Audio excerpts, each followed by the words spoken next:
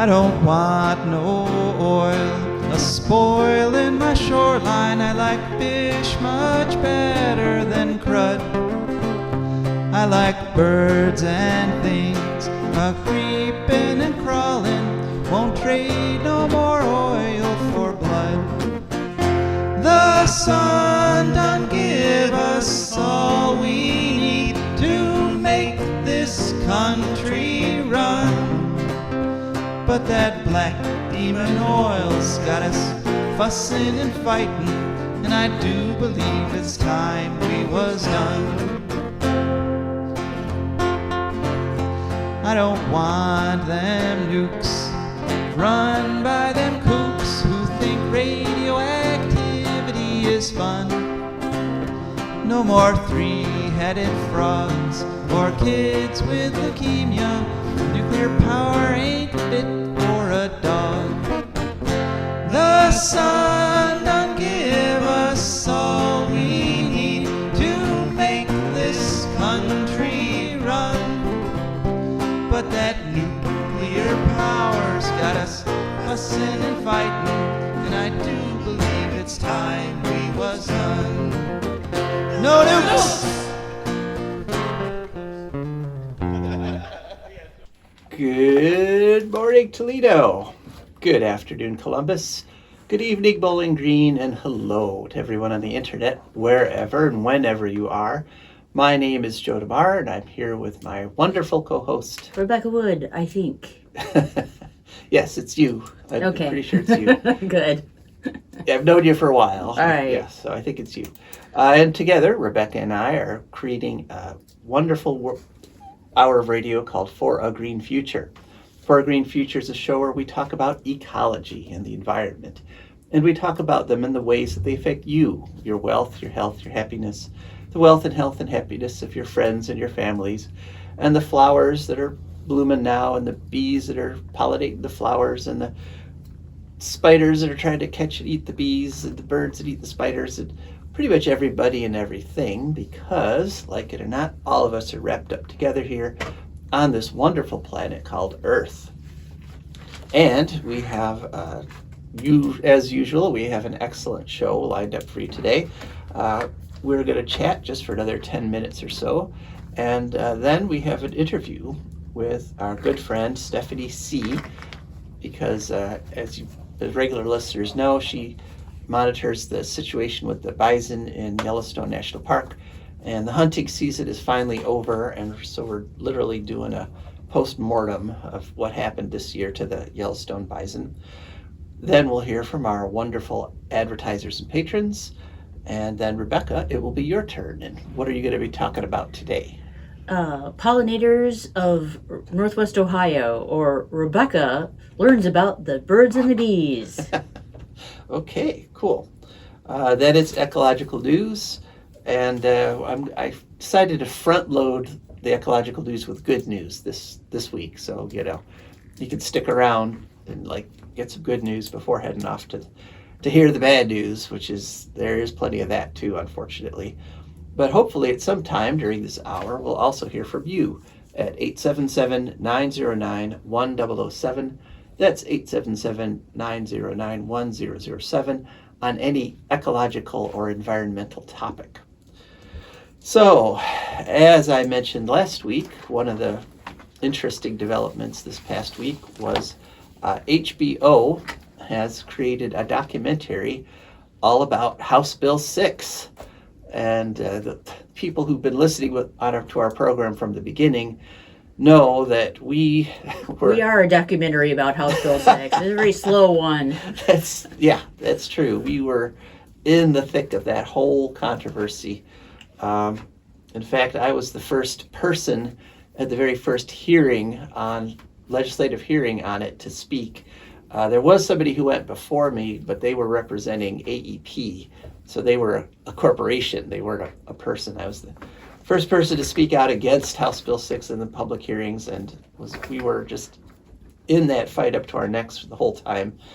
And this was a very good documentary. I definitely recommend it. It's called The Dark Money Game, and it sort of puts House Bill 6 up as the premier example of how dark money works. And it was very informative from that direction. It was a little bit triggering, though, because I was involved in the whole effort to overturn House Bill 6 by putting a referendum on the ballot. So we were out there, we had to collect something like 240,000 signatures. And we were going like gangbusters, because once we explained what it was, what it was is it added a charge to everyone's electric bill in the state. And that money was used to subsidize Ohio's nuclear plants and to subsidize 2 coal plants, one in Indiana. And as we told people about this, it also eliminated all funding for wind and solar. And so it was the turning point that started Ohio down the wrong energy road, turning away from clean energy and going over to dirty energy. And Ohio's still on that path, but the scandal around House Bill 6 definitely slowed the mistake, because they did end up taking away the penalties, or taking away the subsidies for the nuke plants. But as we were collecting these petition signatures, one of the things that happened was that we were suddenly stopped by the appearance of these, they called them blockers. And what they actually were thugs. And these were thugs that came and would like harass us as we tried to gather signatures. They would surround us. They would shout at anybody who tried to come towards us. I mean, literally scream at the top of their lungs, go away, don't sign this petition. They're trying to give the grid to China. And they were effective. They shut it down. And one of the things I learned I knew that the thugs had been hired by First Energy's money that was given to Larry Householder as $65 million in bribes to stop to pass the law and stop the referendum. But what I always wondered was, how did they know like where we were? How did they know to send these thugs to harass us? And I had just assumed that, there's only like so many premier spots to collect petition signatures, and like maybe that company knew the same way our company knew where the best places to get signatures were in Ohio. But it came out in this program that they had hired private detectives. And so I was literally being followed by private dicks who would call back into headquarters and say, okay, he left. There was a car chase or something you mentioned. Well, it's very dramatic. Well, it was one of the times we were collecting at the Bowling Green library there, the main library in the city of Bowling Green. And one of these thugs showed up, and he was a particularly nasty one. And so after a while, we realized, we can't get any signatures. This guy's blocking everybody. So we got in the car, we drove away, and then we drove around the city of Bowling Green. It took about 10 minutes to drive around, and we took some side streets that we twisted and turned, and we came back after about 10 minutes, and he had left. So he was nominally, or supposedly, he was carrying a different petition. But once we left, he left. And so we started up again. And then 10 minutes later, he comes back again. And so I realized that what had happened was the private detective that was following me followed me all the way around and came and alerted the thugs again. Oh, he's back. And they showed up again. It was really nasty. So that was a little triggering. But it was nice to see one of the people I worked with when I was trying to gather petition signatures was this fellow named Tyler Furman, and he's actually a Republican, but he didn't think that the state government should be picking the winners and losers in the energy markets, that basically it should be based on like cost and practicality and actual free market, not just free market when it suits us. Right. Yeah, and if you do that, then wind and solar win. Yeah. Because they're the cheapest, they're the most practical, they go up the quickest, you start getting income right away. You don't have to wait a decade like you do for a nuke plant. So anyway, that was his motivation, is that he's actually conservative, and so he didn't like House Bill 6 that dictated wind and solar will fail and nukes and coal will take over.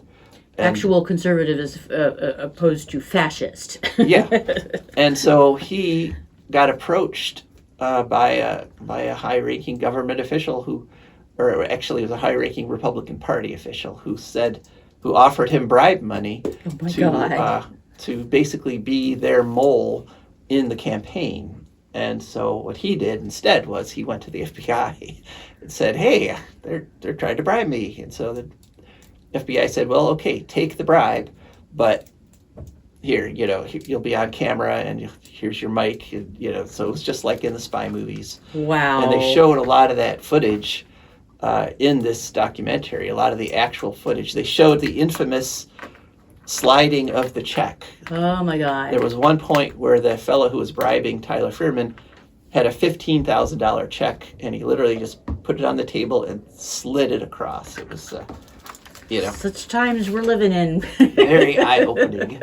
And if you think that, like with the current SB2, which is going on, that defines nuclear and coal as green energy, if you think that sort of thing has stopped, I point you to the green energy section of SB2 that says natural gas, coal, if you mix it with wood chips or whatever, and nuclear are green energy. I suspect that this kind of thing is still happening over there in Columbus, but definitely an informative, a hard-hitting documentary, one that really I recommend that you see. So I actually re-upped my HBO subscription just so I could watch it. I was trying to find a friend or I could just go to his house and have some pizza and watch it, but ended up re-upping my HBO, which is good. So let's see, something else that I wanted to mention. Yesterday was the 39th anniversary of the Chernobyl nuclear disaster. Wow.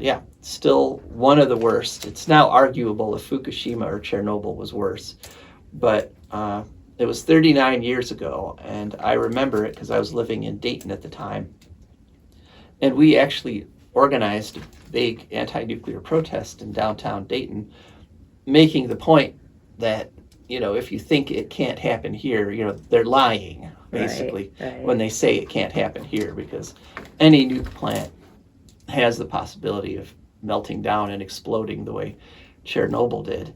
I mean, okay, you can argue it's not exactly the same way because that's a graphite reactor, blah, blah, blah. An explosion is an explosion, okay? Yeah. A mushroom cloud's a mushroom cloud. Doesn't matter if it's a graphite that's catching fire or, whatever. So, we had a nice big protest, and we had somebody dressed as Death wearing a gas mask, which that photo actually got picked up by AP and was on newspapers all over the country at the time. Cool. So that was kind of cool. But one thing that's happening right now with the Chernobyl, we've reported on this, is that Russia just sent a drone and blew a big hole in what's called the new safe containment structure, which is, you had the nuke plant, which burned up, and but there's still the ruins of it are still there. And then so they covered that in concrete. They literally buried an entire nuclear reactor in concrete. It's called the sarcophagus. And that was one of the biggest things ever built by humans. But then they realized, the nuclear plant inside the sarcophagus is structurally weakened and it could collapse, and that would actually collapse the sarcophagus, and then that would release radiation all over again. So they built the new safe containment structure over that, and that's now the largest thing humans have ever built. And it's this big half cylinder that slid into place over the entire thing. And the Russians just blew a big hole in it that caused a fire inside that burned for 3 weeks. Oh, whoa, that's not good. No, it is very not good. And it just proves that those engineers, the guys that say, look, just give us enough time and give us a good CAD program and we can build or fix anything. They said, oh, well, here, we'll just build this massive thing and that'll protect everybody from Chernobyl forever. And it just got completed a few years, 2 years ago.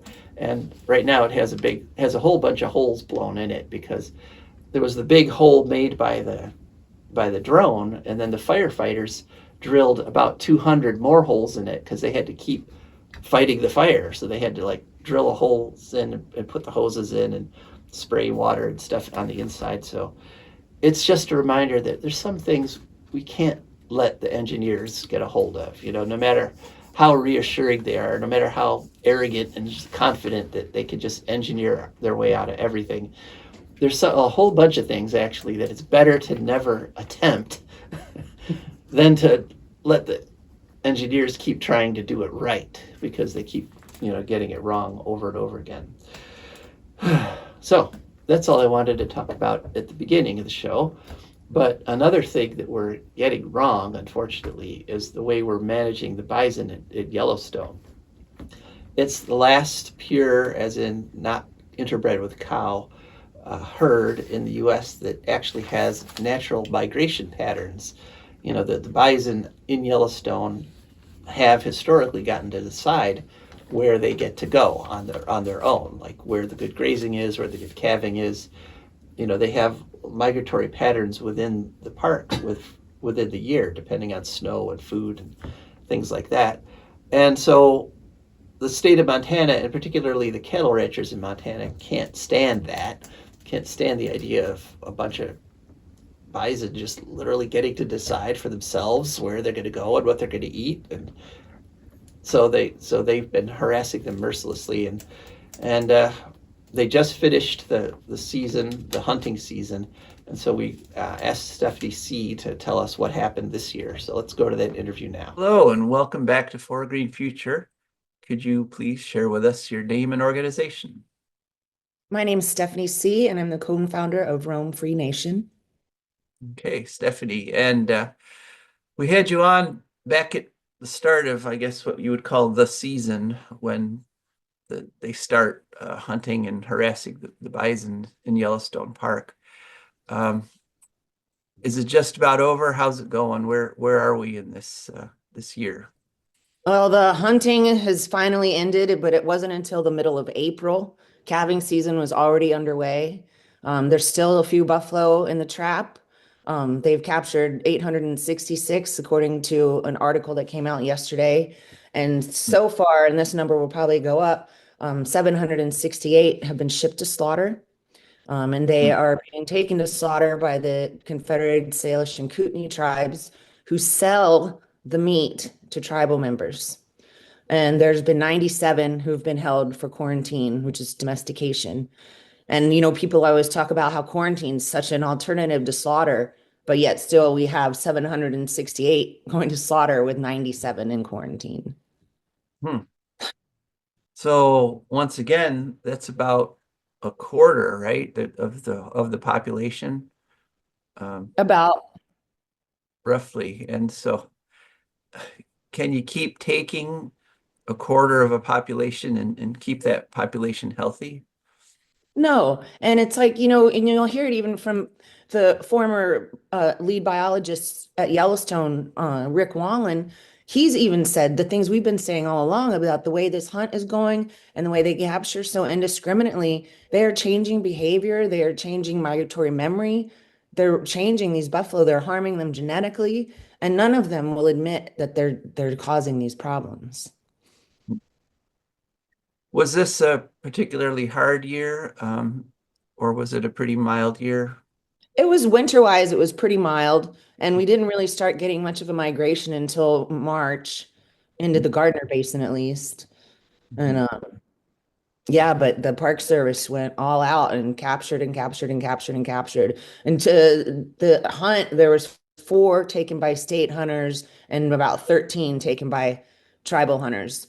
But so in the past, Yellowstone would issue a report each week or every other week that would tell us exactly what took place.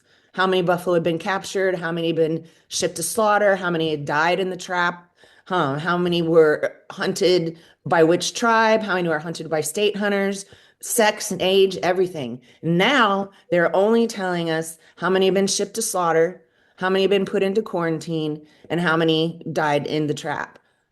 So they're leaving out, they're making us have to contact Montana Fish, Wildlife, and Parks to find out about state numbers and contact each tribe to find out about how many they've taken. And the tribes don't have to tell us anything, you know? Mhm. So, but these guys are all part of the interagency bison management plan, and it feels pretty kind of illegal to not disclose this information.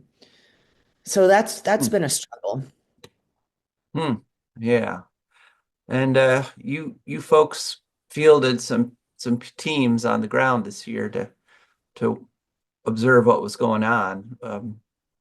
What sorts of things did you see?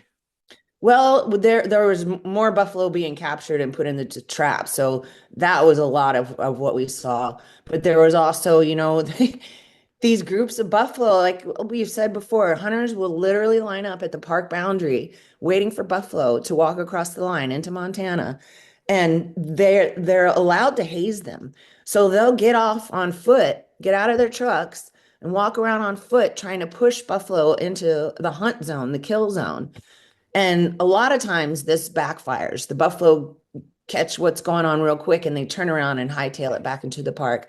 Other times it splits a group up and others go down, and that's kind of what happened this year. They didn't kill nearly as many as they have in years past, but there was even some hazing where we got footage of them throwing rocks at the buffalo Hmm. and some really ugly stuff. And then buffalo mourn Mhm. their fallen comrades, either the actual body there, gut piles, bones, um, and the hunters take advantage of that. A lot of times when the buffalo come to mourn another buffalo who's been killed by a hunter, they'll shoot into that group or shoot the bulls or whoever's coming to pay their respects. Hmm. It's really gross. Hmm. That is an aspect of buffalo culture that's kind of similar to human culture, isn't it? But And very similar to elephants. Buffalo and hmm. elephants really have a lot of the same behavior. Hmm. And yet, if hunters keep taking advantage of that, that would sort of select against what seems like is something that's very deep in buffalo culture. It would be like a further disruption to what it means to be a bison. Right. And they don't care.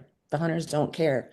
Mm-hmm. Nobody involved with this cares. I mean, outside of, Roam Free Nation, and there's a few other groups that are doing some good work, but none of the tribes or government agencies, they don't care. It's all human centric. Mm-hmm. Huh. So, so again, not a good year, but sounds like they avoided the optics of the hunt a couple years ago of the thousands of gut piles and streams running red by Right. focusing more on trapping and slaughtering than shooting on the range. Yeah. Yeah. Um, are you seeing any, what any effect of the whole crisis with Washington and the Park Service? Are you guys seeing any effect of that on Yellowstone or any behavior? Not yet, but we are terrified about what's coming. Hmm. And we just learned today that one of Elon Musk's buddies, who's not been appointed, not been approved by Congress in any way at all, is now taking charge of the Department of Interior. It's Hmm. crazy stuff is going on. And I don't know what we're gonna see coming. Yeah, let's go into a little more detail on that. I mean, when you say taking charge of, um, that means that literally the actual head of the Department of Interior basically signed the department over to this unelected, unappointed guy. It doesn't seem to me like there was any signing of anything. It's just this kind of authoritarian stuff that's happening right now. Mm. And it just seems criminal. Well, there was a memo. The fellow who actually was appointed head of the Department of Interior wrote a memo ba- Okay. basically saying that this Musk appointee now has all his authority, And basically. he's an oil guy. Right. He's an oil company guy, and so the speculation, of course, is that he's now going to open up everything, open up parks, national forests, wildlife refuges, open all that up to oil and gas drilling. Yeah. Terrifying. Mm-hmm. Heartbreaking. You've updated us, but so typically what happens now that the hunt is over, do the bison get a chance to recoup maybe? I mean, they weren't all killed, right? There were successful foals and things of that nature, right? Yeah, I mean, there's calves being born as we speak. And right now, so long as hunters stay away, and once the trap is empty, the buffalo have a little time before the millions of tourists start rolling in. So they'll have a little bit of respite, and then tourist season begins. And one thing that I've kind of been following your posts on Roam Free Nation on Facebook there, and one thing you've mentioned in your posts are that basically these people, these professional photographers that earn their living, taking these wonderful, beautiful pictures of the bison, but they don't tend to like give back to the bison. They don't. They take their pretty pictures and they say la la la.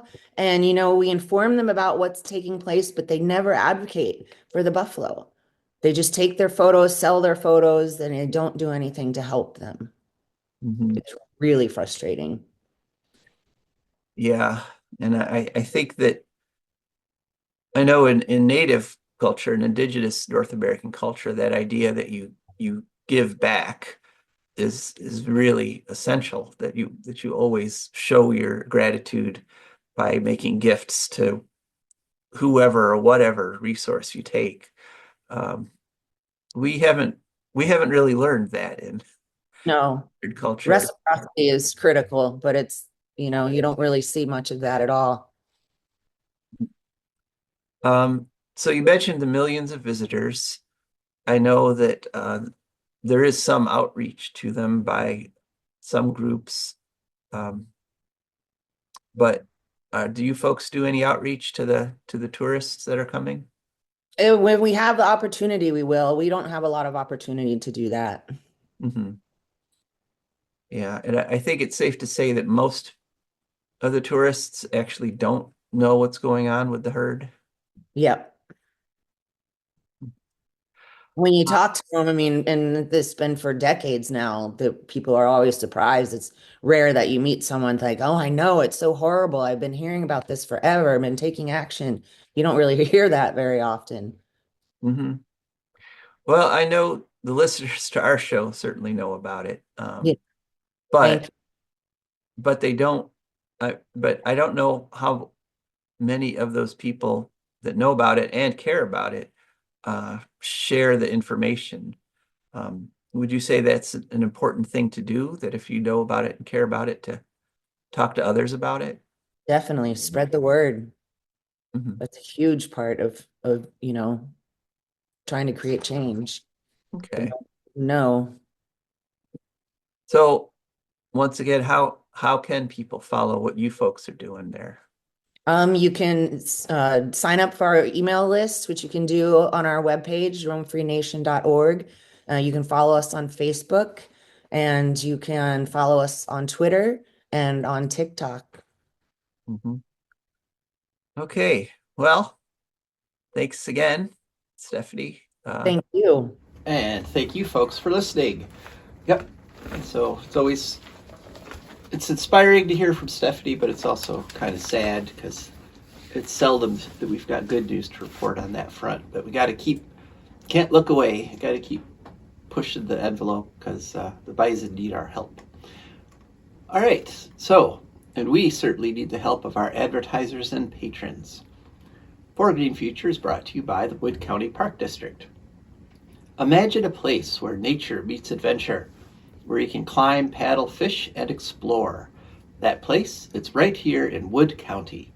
The Wood County Park District is here to protect, preserve, and inspire. We conserve natural and cultural treasures so you can enjoy the outdoors like never before. By maintaining green spaces, providing fun programs, restoring wildlife habitats, and leading outdoor adventures. Want to connect with nature? Try your hand at archery, bouldering, geocaching, paddling, rappelling, and more. Whether you're seeking experience or a peaceful retreat, our parks are open every day from 8 a.m. to 30 minutes past sunset all year round. Come explore, get outside, experience nature. Your parks, your adventures waiting for you. Find us online at wcparks.org or follow us on Instagram, Facebook, or X, or you can call them at 419-353-1897. The Wood County Park District, preserving nature, creating adventure, and inspiring a greener future. And so, just a public announcement, public service announcement about the Wood County Parks. May 3rd, coming up really fast, is their huge annual native plant sale. And so if you're somebody who wants to do some landscaping and use native plants to do it, that kind of is the premier event here in Northwest Ohio. So that's at the Wood County Fairgrounds on May 3rd. Okay, and our show's also brought to you by our patrons. And our patrons are wonderful people who have gone to patreon.com. That's Patreon.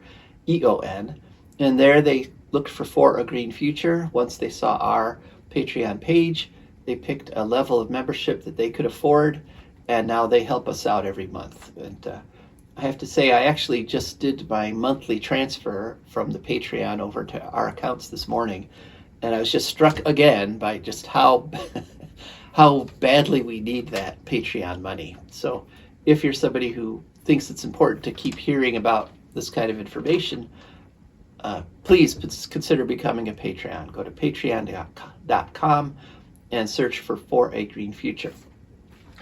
Okay, Rebecca, now, what are we talking about? Pollinators. Yeah, specifically Northwest Ohio pollinators, because it's all part of my ongoing effort to figure out what the heck is going on with my yard. You know, for those who can remember last year, at the beginning of spring, we had a bunch of those little sort of blue shiny bees that look sort of like little fly bees, you know.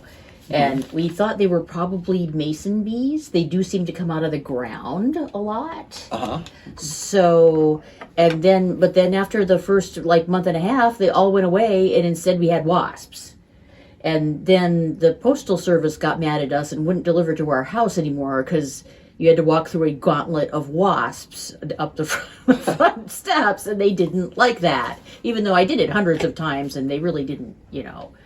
Maybe if you charge through waving your arms and yelling and kicking at the bees, it would be bad. But yeah, they don't seem to really do much. But yeah, and so we figured out that probably the wasps had driven off the bees because they were cicada-killing wasps, and there was supposed to be a big crop of cicadas that year. Although I think we saw all of one, so they were doing their job pretty efficiently.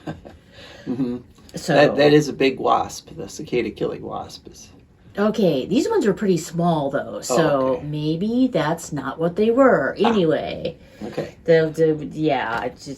got to find out what happens next in this ongoing saga here. So I thought I would write a little bit about, look up a little bit about Northwest Ohio pollinators. Just to get a general handle on the situation.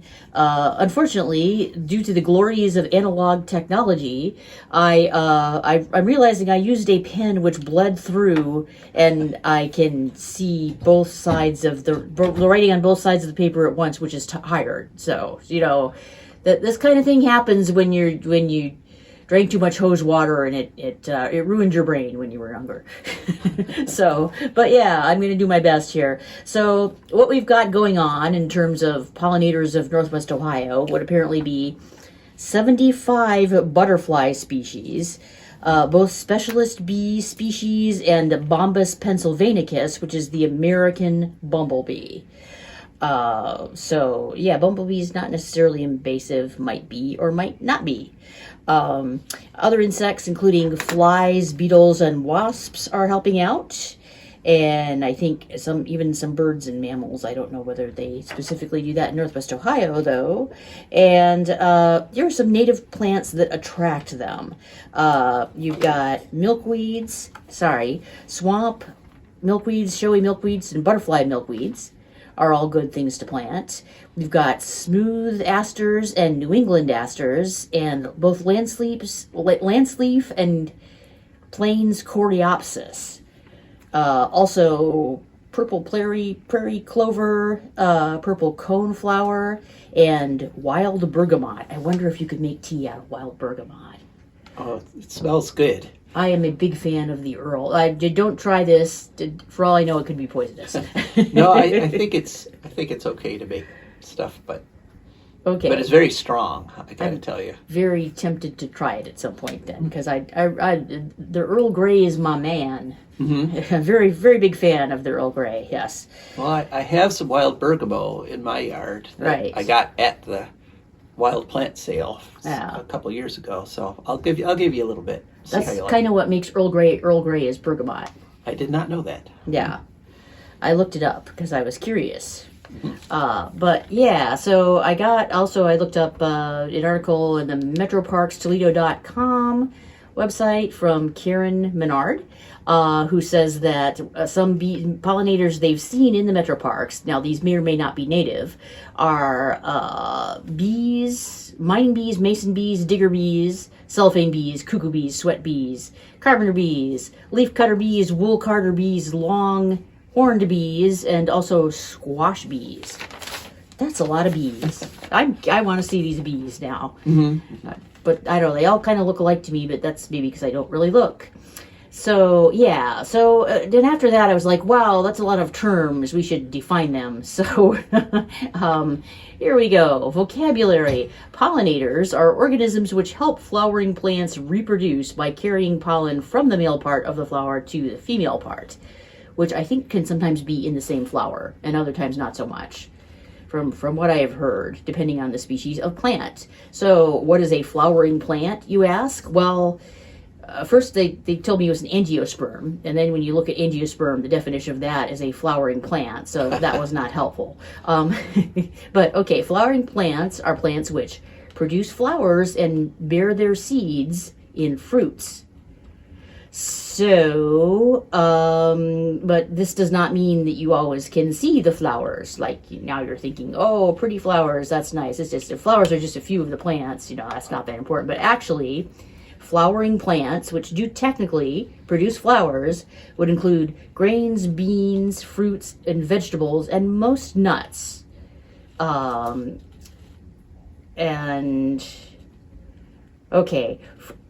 fruit is a plant ovary, is what a fruit is.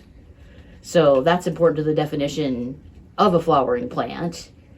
And gymnosperms, if it's not an angiosperm or a flowering plant, it's a gymnosperm, which I think includes most pine trees and other stuff. And gymnosperms do not have ovaries, but angiosperms do. So that's kind of where the pedal hits the metal there. A few gymnosperms do use insects as pollinators, but most use the wind. And, okay, this was weird. They do have ovules. What is an ovule, you ask? Well, it's a small or immature ovary. So non-flowering plants have those.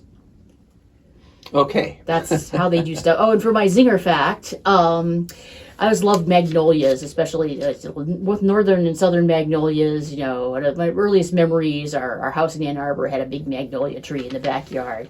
And magnolias are actually so old that they do not use bees to pollinate because they existed before bees did.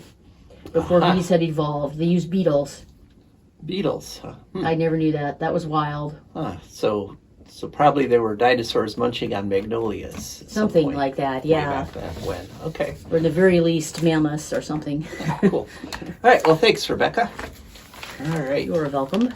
And, just a note, in the interview, we were talking about how the Secretary of the Interior has signed over his authority to a Doge guy. The Secretary of the Interior's name is Doug Burgum, and the oil executive that he gave the Department of Interior to is a fellow named Tyler Hassan. But Okay. he's not good like bergamot oil. No, it's Bergum. Yeah. So, okay, now on to ecological news. Sweden creates EV battery power from carbon fibers, reducing the need for mining. It's an article on Interesting Engineering back on March 5th. And essentially, they found a way to make graphene oxide nanosheets from commercial carbon fibers. So basically, you can make a very strong battery with these graphene nanosheets. And so what they did is they used polyacrylonitrile,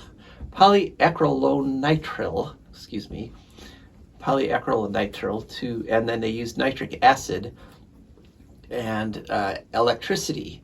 And when they mixed all that together with, they got these 0.9 nanometer, which is, just like a single atom thickness of carbon in these long sheets. And so it was a 20% efficiency, the process. And theoretically, you could use any carbon source. So theoretically, you could use shredded paper or, even like sawdust or corn stalks. So theoretically, you could do this, and you could do this instead of like a lithium battery. And so it's really good news. And these nanosheet batteries, they're also talking about using those as what they do is they can take the battery and make the car itself out of the battery. So like the side panels and the frame can be made with these carbon nanosheets and also be the battery. So you don't need a separate big heavy metal lithium thing. You can literally have a car with just the electric motor and use the car itself to feed the power into the motor. So that's some good news. And it just goes to show again that when we put our minds to it, we can figure out ways to do these things. A lot of companies are making the case for the deep sea mining, and we have that coming up. But what we should be doing is doing the research to be able to do the same jobs as we use those rare earth metals. Literally, it's coming up because it's deep sea. Yes, mining. Hopefully it won't be coming up from Yeah, the no, deep sea, it should be staying down. Yes, exactly. Ideally. So that was some good news there. Just another example of we can do this, folks. We have the technology. Next story. South Australia breaks wind output record for first time in 2 years as new projects boost capacity. So, sorry about that. There's a story, March 21st, at reneweconomy.com. They have had a pause, about a 2-year-long pause, getting new wind farms up in South Australia. They ran into problems with transmission lines and regulations and stuff, but they've finally managed to get past all that stuff. And so now wind and solar in South Australia for the past year have provided 72% of all the electricity and this record was set on 5:45 p.m. on April 19th. And at that point, the wind alone was providing 2.15 gigawatts. In other words, 2 nuclear power plants worth of just pure wind power. And the reasons are that the Goyder South Wind Project, a 300 megawatt wind farm, the turbines have started coming online. And that's one of the cool things about wind farms is that you don't have to wait for them all to be done. As soon as you get the first one hooked up, you can start generating power. And they also just opened a new transmission line. It's called Project Energy Connect, and it links South Australia with New South Wales and Victoria, and it doubles the capacity for electricity to go back and forth between Australia's provinces. And the final piece in the puzzle was the Blythe battery, which is a 240 megawatt battery, just came online, that stores 477 megawatt hours of power. And so all this is coming back together again in South Australia. And so they are predicting that they will be 100% wind, solar, and storage by 2027. So not 2030, literally just 2 years from now, that one of the larger grids in the world will be 100% just wind and solar. And so take that, all you naysayers. Yeah. And it's kind of in the context of a larger debate in Australia right now, because they have a candidate for prime minister. His name is Dutton, and he started his campaign out as saying, "Hey, I'm a Trump clone. We're going to go, we're going to put the coal back up. We're going to go nuclear power, even though Australia has never had any nuclear power plants. Essentially, we're going to be just like the U.S." That was like the angle they were coming from. Don't they have uranium mining though? They do have uranium mining, I thought so. but they don't actually use any of it themselves. But what's happened, thanks to Donald Trump, unexpected thing here is the rest of the world and places like Australia basing your campaign on being like Trump has suddenly no longer become a popular thing. And Dutton is frantically trying to backtrack in these last few days before the election. Their election is May 3rd. Is it the trying to put tariffs on penguins thing? Yes. Yeah. So nobody likes that. Don't mess with the penguins. So good on you, South Australia. You're a shining example to the world. 100% wind and solar power in just 2 more years. Hang in there and get it done. All right, now the bad news. And this bad news is coming directly from the White House, whitehouse.gov, April 9th. And the title is Zero-Based Regulatory Budgeting to Unleash American Energy. This is a one of these infamous executive orders. And essentially what Trump has done is he's told the EPA, DOE, FE, FERC, NRC, BLM, BOEM, FWS, ACE, and OSMRE, which is the Office for Surface and Mining Exploration, basically any federal agency that has anything to do with the outdoors, with regulation of pollution or anything.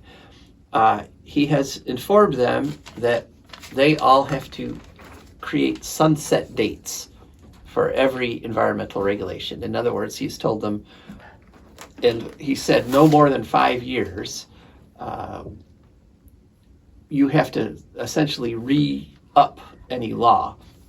And if you, as the agency, decide not to re-up it, then it just goes away.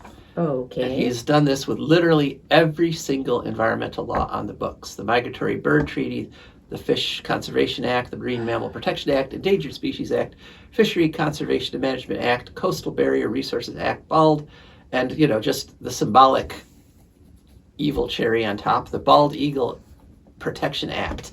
Oh, Lord. Is now sunsetted.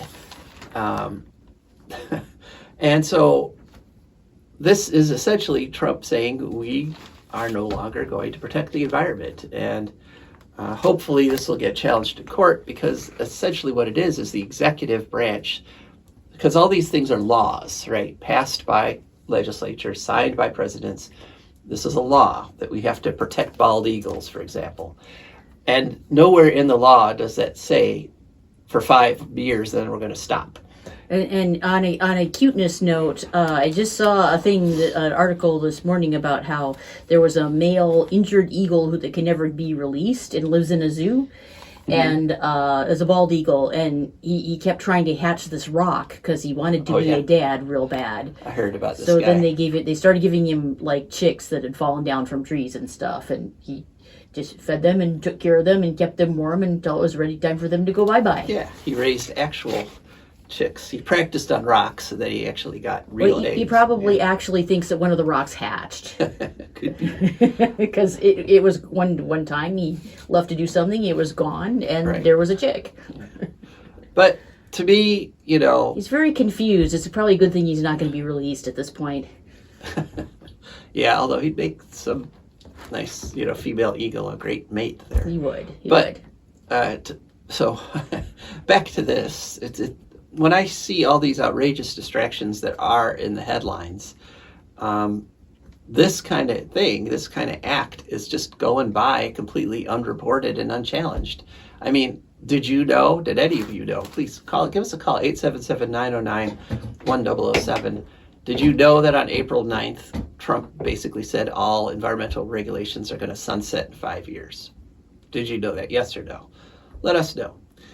Okay, so next story. This is a Ohio-based story, although it deals with the federal Supreme Court, the SCOTUS. The issue isn't environmental, but the reason this is important on an environmental show is because of things like the House bill recall and the SB1 recall petition that they're put together now, because that says you have to teach global warming at the same, exactly the same as you teach anti-global warming, even though global warming's real and anti-global warming's a fantasy. SB1 says you got to do both. So lots of times the last resort for Ohio citizens for terrible laws is a referendum petition or putting something on the ballot directly. And so this story from Cleveland.com on April 22nd, SCOTUS ruling against Yoast clears path for effort to abolish qualified immunity for police to advance. So essentially there's a bunch of people putting a petition on that says police should lose qualified immunity. That is, if they commit a crime in the act of like an arrest or something, like if you hit somebody with a nightstick, that would be assault. But if you hit them with a nightstick while you're arresting them, you don't get charged for that because police have qualified immunity. And so I'm not debating the value or of qualified immunity here, but Yoast, the Attorney General, didn't like this, and so he just abused his authority by forcing them to rewrite the petition over and over again. In fact, he forced it 9 times, and so it was clear that all he was doing was using his authority as a regulator to block the thing completely. So it got appealed all the way up through this court system, all the way up to the Supreme Court, and this past week, the Supreme Court, well, basically Yost's argument was we can't let citizens actually vote on stuff like this because it's just too dangerous. And so the Supreme Court, essentially with a 1-paragraph thing, no arguments and really no comments, 6-3 told Yoast, yes, you can. Yeah. Yeah, they got enough. They got their petition signatures. They submitted the forms the way they're supposed to. You have to let them put this on the ballot. And so now it's going to go. Now they get a chance to get the 240,000 signatures they need to actually put it on the ballot. This battle was all over the preliminary 1,000 signatures that you need to start the process. So the process will continue. Yoast was actually forced by the Supreme Court to pay attention to Ohio state law, which is fun when the Attorney General has to do that. Okay, some more bad news. 84% of world's coral reefs hit by worst bleaching event on record. Oh yeah, that was so bad it actually sort of penetrated my consciousness. It did kind of seep into the mainstream news a little bit. This is an announcement by the International Coral Initiative. This is the 4th global bleaching event since 1998. They released on April 23rd. And this bleaching started in 2023, but it's continuing. There's no end in sight. And the reason, of course, is that the ocean has gotten too hot. If you subtract the poles, the average ocean surface temperature right now is 69.5 degrees, which is, that's kind of like almost a bath. Yeah. And coral can't live in water that hot. And so 25% of all ocean species live in coral reefs. And so in order to have coral, you've got to have a cooler ocean. And every one of the scientists that they mentioned and interviewed in this pointed out the fact that Trump is trying to push the United States in the opposite direction to have more carbon put into the air. Mm-hmm. And so that would make the problem worse and, start attacking. We're at the point where it's going to start reducing the amount of fish we get to eat. Okay. Oh boy. Just to put it in blunt terms, there will be less fish because there are fewer coral reefs, and so that's this top part of the ocean where the fish are. And for our final story, this Trump's direct attack on the bottom of the ocean, the deep sea mining. We've talked about this before, how studies are showing that if you dig up the nodules, the metallic nodules that take hundreds of millions of years to form that are on the bottom of the ocean. You sterilize the bottom of the ocean because those nodules are the only thing creating oxygen down there, where there's no light for plants or anything. And so what Trump has done is he's ordered the Departments of Commerce, State, and Interior to map the seafloor for the mining corporations to be able to tell them, oh, where all the nodules are. He's also created a bribery path, a permitting process to give mining companies permits to tear up the seafloor, and to create government financing for any kind of mining company that wants to tear up the seafloor. So essentially, Trump has ordered, with executive orders, he's ordered the government, go find the nodules and get a big bunches of money and go give them to the billionaires that want to tear up the seafloor. And he's doing this without any environmental review. And this, as we've said, this will pretty much be death to the oceans because nothing can live down there in the deep sea when there's no more oxygen. And we're like the only country in the world that hasn't signed the UN Convention on the Law of the Sea. And so that all the other countries in the world, because of that treaty, are waiting on deep sea nodule mining until we figure out what exactly the environmental impacts are and how we could reduce them. We're avoiding that, so now we're the bad guys. And so China has basically said, no, you don't. China has said this would be breaking international law if you try it. Do not start nodule mining. And so it's being set up for us to be literally the bad guy on the world stage and China to be the good guy who's going to come try to stop us from breaking this law. So not a good situation and not good for the environment or the country. So unfortunately, sorry to end on a sad note, but you should know this is happening. I mean, this is the kind of information we give. You have a hard time finding anywhere else. All right, that's it for our show. Thanks so much for listening. This is Joe DeMare. And Rebecca Wood. Signing off. No.